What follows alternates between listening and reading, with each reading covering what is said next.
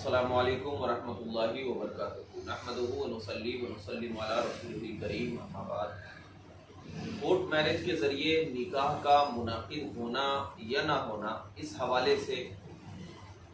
فقہاء کرام نے یہ بیان کیا ہے کہ کورٹ میرج سب سے پہلی چیز یہ ہے کہ آپ جو ہے پہلے نکاح میں دیکھیں کہ نکاح منعقد ہونے کے لیے کیا چیز ضروری ہے۔ تو نکاح کے منعقد ہونے کے لیے 3 چیزیں ضروری ہوا کرتی ہیں۔ ایک یہ کہ لڑکا اور لڑکی دونوں بالغ، اور لڑکا اور لڑکی کا ایک مجلس میں ایک دوسرے کو ایجاب و قبول کرنا یہ واجب ہے، یہ ضروری ہے۔ یعنی لڑکا اور لڑکی بالغ ہونا اور مجلس ایک ہونا، یعنی ایک ہی مجلس میں لڑکا اور لڑکی کا ایک دوسرے کو قبول کرنا۔ اور تیسری شرط یہ ہے اس میں کہ جو قبول کیا جا رہا ہو تو اس قبول کرنے کے دوران 2 گواہ کا مسلمان عاقل و بالغ ہونا یہ ضروری ہے۔ تو اگر کورٹ میں جو آپ شادی کر رہے ہیں یعنی کورٹ میرج کر رہے ہیں تو اب وہاں پر یہ دیکھا جائے گا کہ لڑکا اور لڑکی بالغ ہے یا نہیں ہے۔ دوسری بات یہ دیکھی جائے گی کہ مجلس تو ایک ہی ہے کہ لڑکا اور لڑکی اگر دونوں وہاں پر پہنچے ہیں تو مجلس بھی پائی گئی، اور اگر وہاں پر مسلمان عاقل اور بالغ کیا ہے گواہ بھی موجود ہیں تو دنیا کے کسی بھی کونے میں آپ جا کر کے شادی کریں گے، اگر یہ 3 چیزیں پائی جائے گی تو آپ کا نکاح منعقد ہو جائے گا۔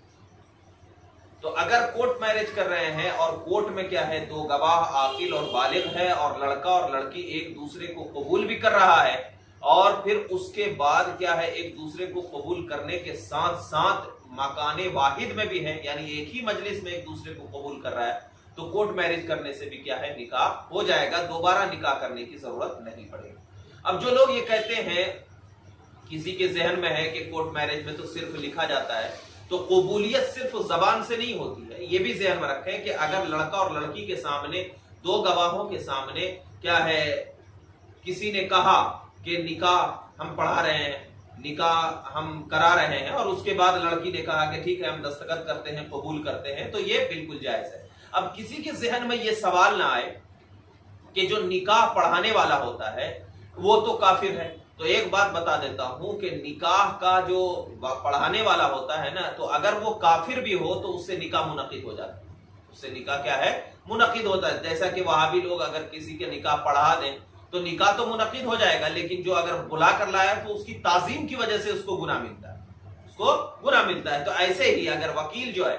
جو کہ مطلب کورٹ میں بیٹھا ہوا ہے، اگر وہ کافر بھی ہو مگر یہ تینوں شرط یعنی 2 گواہوں کا مسلمان ہونا پایا جائے یا ایک ہی مجلس میں ان دونوں کا پایا جائے، اور کیا ہے بالکل ایک دوسرے کو لڑکا اور لڑکی قبول کر رہے ہوں، تو بالکل نکاح منعقد ہو جائے گا۔ لیکن کیا ہے یہ اخلاقاً جو ہے نا یہ فعل جو ہے یہ غلط ہوتا ہے۔ مگر کیا ہے